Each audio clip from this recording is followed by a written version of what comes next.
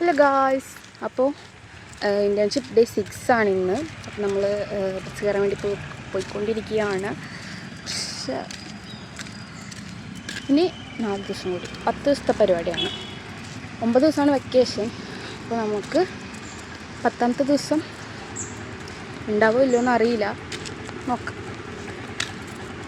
ഇങ്ങനെ നമ്മൾ നടന്ന് പോയിക്കൊണ്ടിരിക്കുകയാണ്. ഗൈസ്, നമ്മൾ നടന്ന് ബസ് സ്റ്റോപ്പിലേക്ക് എത്താറായിട്ടുണ്ടോ? എത്തിയിട്ടില്ല ഇപ്പോഴും.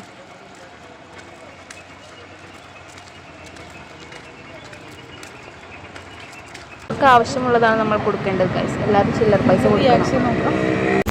അപ്പോൾ നമ്മൾ നാട്ടൂർക്ക് പോവുകയാണ് ഗൈസ്. ഇന്നൊരാൾ കുർത്തയൊക്കെ ഇട്ട് വലിയ ആളായിട്ട് വന്നിട്ടുണ്ട്. ഫേസ് റിവ്യൂലിന് വേണ്ടവർ കമൻറ്റ് ചെയ്യുക, ആരാണെന്ന് അറിയണമെങ്കിൽ.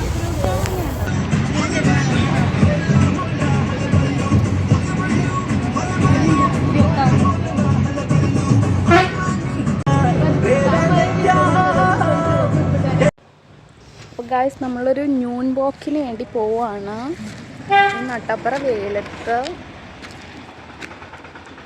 പിന്നത് തയ്ക്കണ്ടേ, ഇനി ഇരുന്നിട്ട് വയറൊക്കെ ചാടുന്നുണ്ടെന്ന്. അങ്ങനെയുണ്ടോ?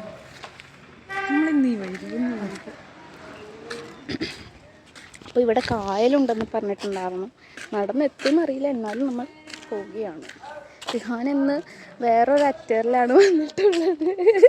ഫേസ് റിവ്യൂൽ വേണമെങ്കിൽ കമൻറ്റ് ബിലോ. ഓക്കെ ഗായ്സ്, അപ്പം നമ്മളിങ്ങനെ നടന്ന് പൊയ്ക്കൊണ്ടിരിക്കുകയാണ്. ഇവിടെ വീട് പണിയൊക്കെ നടക്കുന്നു.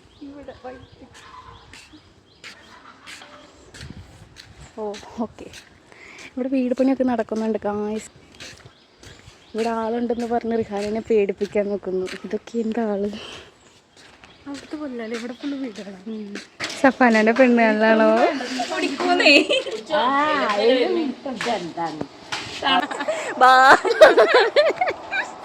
ഇത് കുഴപ്പമില്ലല്ലോ.